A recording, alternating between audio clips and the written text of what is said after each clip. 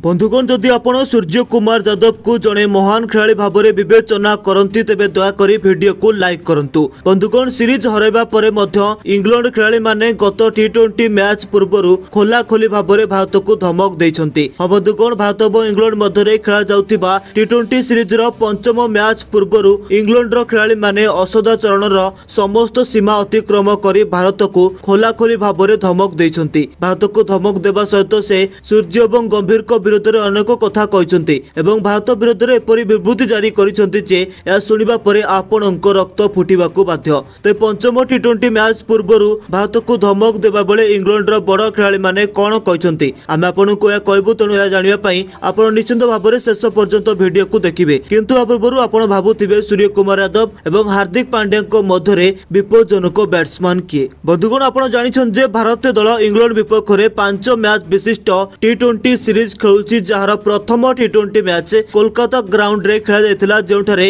भारतीय दल 7 विकेट रे जीतिथिला। किंतु परे भारतीय दल चेन्नई ग्राउंड रे द्वितीय टी20 मैच खेलिबाकू पड़िया को आस्थिला जोठारे भारतीय दल 2टी विकेट रे जीति निथिला। किंतु जेतेबेले भारतीय दल राजकोट ग्राउंड रे तृतीय टी20 मैच खेलिबाकू आस्थिला सेतेबेले भारतीय दल को 26 रन रे पराजयर सामना करिबाकू पड़िथिला। एभली परिस्थिति रे भारतीय दल चतुर्थ टी20 मैच को खेलिबा पई पुणे ग्राउंड को आस्थिले जोठारे भारतीय दल शेष में 15 रन मैच को जीति नहीं। भारतीय दल सीरीज को 3-1 जीति। किंतु वर्तमान भारतीय दल को टी20 सीरीज शेष मैच को खेलिबाकू पड़िबो। तेणु बंधुगण यह शेष टी20 मैच विषय आलोचना कले वास्तव में भारत और इंग्लैंड मध्य शेष टी20 मैच फेब्रुआरी 2 संध्या 7 मुंबई वानखेड़े स्टेडियम रे खेला। ए मैच रे भारतीय दल हारीगले एथिरे किछि फरक पड़िबो नाही कारण भारत यह सीरीज को वर्तमान जीति नहीं। किंतु ए मैच जीतिबा पई टीम इंडिया यथा संभव चेष्टा करिवो। याकू सम्मान बंचाइबाकू इंग्लैंड जेकोसी मूल्य रे ए मैच को मध्य जितिबाकू चाहिबो। पंचम टी20 मैच रे भारत को परास्त करिबाकू खोलाखोली धमक देथिबा बेले इंग्लैंड रो ए खेलाड़ी माने एपरि किछि कहिसंती जा समस्तंकू चकित कर दैछि एवं तांको विवृत्ति वर्तमान सोशल मीडिया रे भाइराल हेबारे लागिछि। तबे आसन जानिबा भारत को परास्त करिबाकू धमक देउथबा बेले किछि से खेलाड़ी माने कोन कहिसंती। बंधुगण अधिनायक जस बटलर कहिसं जे ए पंचम मैच आम पई बहुत उत्साहित। भारतीय दल चतुर्थ टी20 मैच को असाधु भाव में जीतिला। गौतम गंभीर हठात